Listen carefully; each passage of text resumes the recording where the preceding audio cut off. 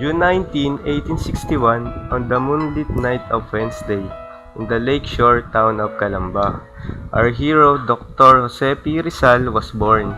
Rizal had 10 siblings: Saturnina, Pasiano, Narciso, Olympia, Lucia, Maria, Concepcion, Josefa, Trinidad, and Soledad. Rizal was a good son, siblings, and friend.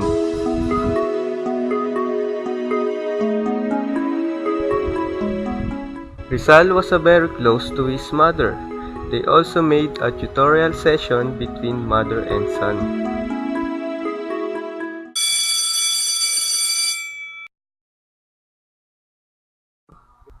Rizal had his early education in Calamba and Binyan.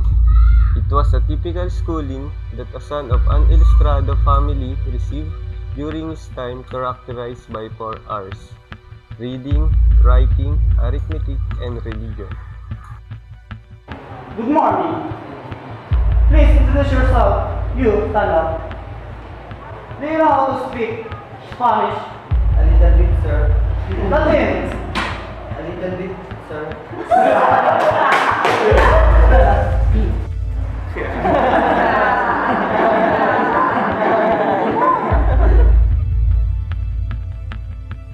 Despite of all the bullies, Jose beat all Binyan boys.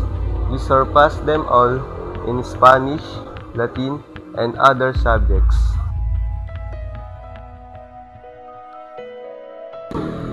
The first teacher of Rizal was his mother. He was a remarkable woman of a good character and a fine culture. On her lap, he learned at the age of 3 at the alphabet and the prayers.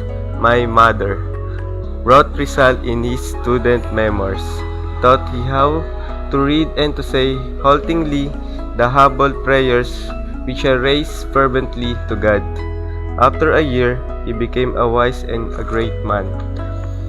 The start of his consecrated life for being a hero and a political martyr.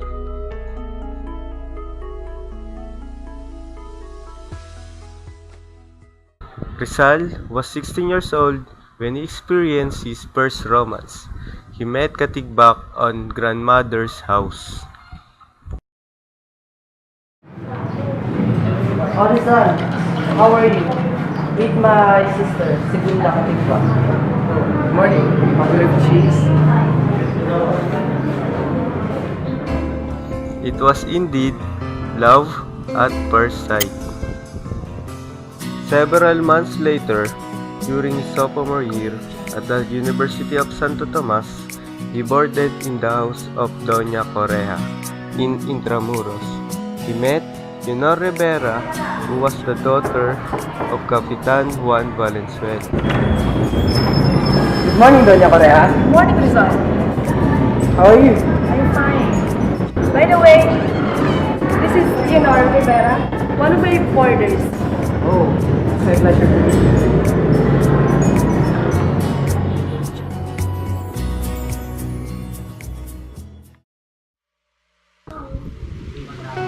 Rizal finished his last year at the Ateneo in a blaze of glory. He obtained the highest grades in all subjects: philosophy, physics, biology, chemistry, languages, mineralogy, etc.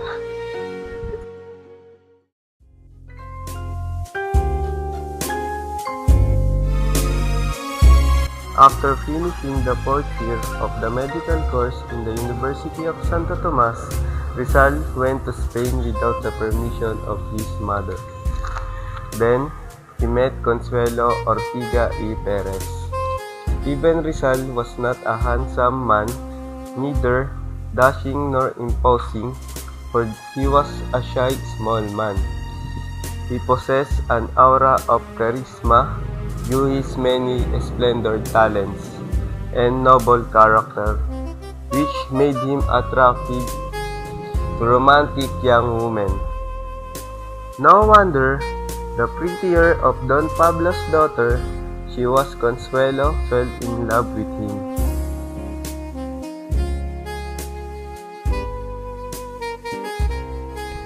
Rizal started his first expedition, he went in Spain, Germany, Paris, and Berlin.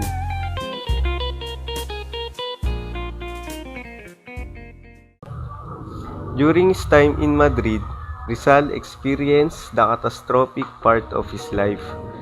While he was hardworking in his writings, most of his friends did not help him. Instead, they play cards as they gamble.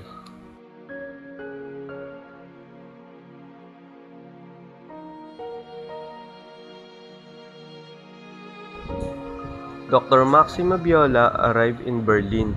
He was shocked to find Rizal living in poverty and deplorably sickly due to lack of proper nourishment. With ample funds, he gladly agreed to finance the printing costs of Noli. March 21, 1887, Noli Me Tangere came of all the press.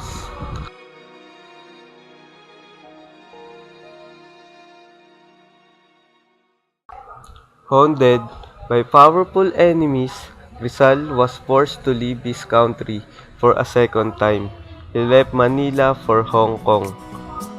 Rizal saw in lovely Oseisan the qualities of his ideal womanhood: beauty, charm, modesty, and intelligence. No wonder he fell deeply in love with her. Oseisan reciprocated his affection, for it was the first time her heart palpitated with joy to see a man, gallantry, dignity, courtesy, and versatile talent.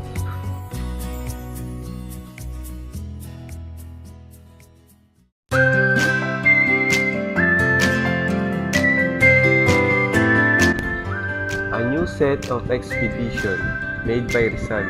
We visited the enormous progress of us, the warmness and calmness of London, the alluring beauty of Paris, the democratic place of Brussels, and the loving country, Madrid. The place where Nelly boasted captured his heart. Days flew swiftly for Rizal in Brussels, like flying arrows. Day in and day out, he was busy revising and polishing the manuscript of El Filibusterismo so that it could be ready for the press. On the day of Sunday, July 3, 1892, following his morning interview with Gobernador General Despujol, Rizal attended a meeting of the Patriots at the home of Chinese-Filipino Mestizo. The aims of Liga Filipina as embodied in its constitution. These are the 5 types.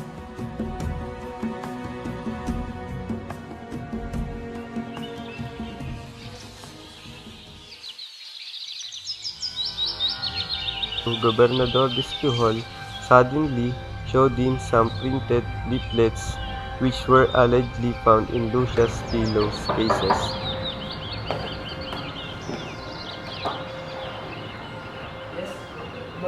Yes, I am Ramon Despol.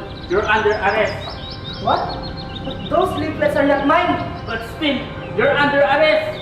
Those stuffs are not mine! These incriminatory leaflets were entitled Pobres Frailes. Guard! I told you, those leaflets are not mine! Those things are not mine! Those leaflets are not mine! You do not have to do that to me!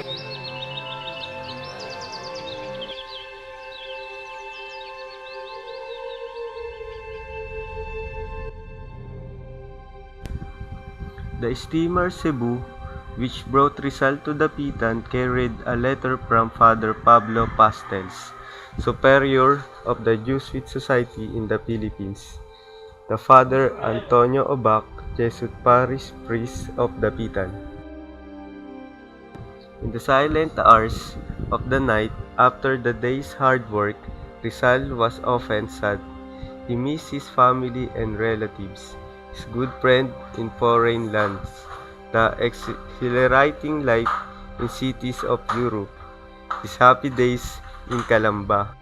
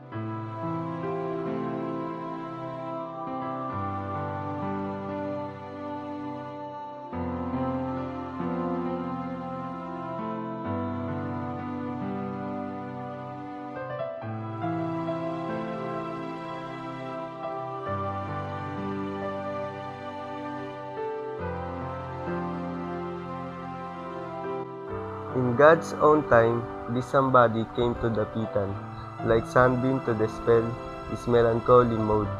She was Josephine Bracken, an Irish girl of sweet 18, slender, a chestnut blonde with blue eyes, dressed with elegant simplicity with an atmosphere of light gaiety. She was born in Hong Kong on October 3, 1876, of Irish parents, James Bracken, a corporal in Irish Garrison, and Elizabeth Jane McBride.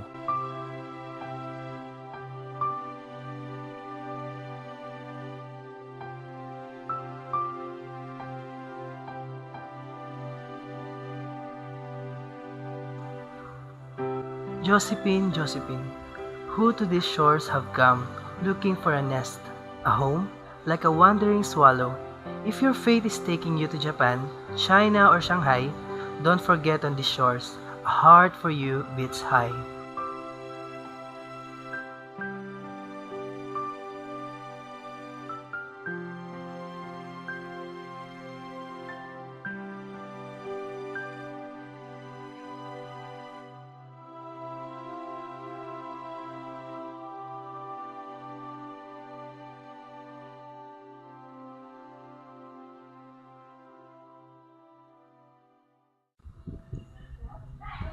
No longer an exile, Rizal had a pleasant trip from the Pitan to Manila and went to Spain.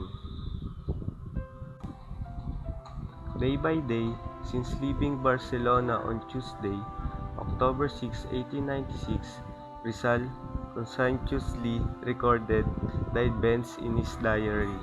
Rizal, knowing that his rendezvous with destiny was imminent, bade farewell to Father March and Villa Clara to his gallant defender, Luis Tabiel de Andrade.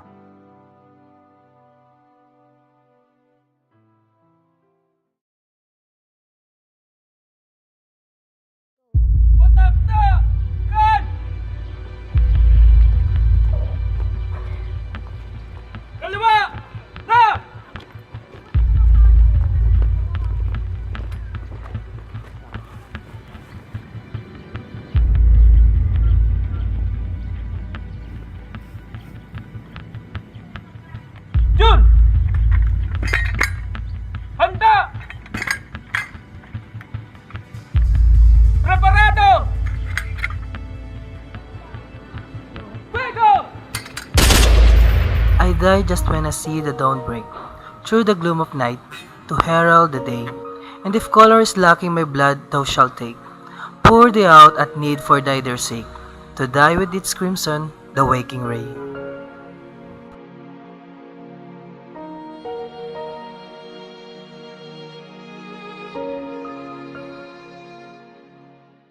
Anong pumapasok sa isip natin kapag nababanggit ang pangalang Jose Rizal?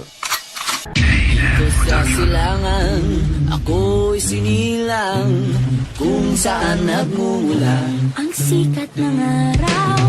Ako'y may sariling kulay kayumanggi, ngunit di ko mapakita tunay na sarili. Tayo'y mga Pinoy, tayo'y hindi kano.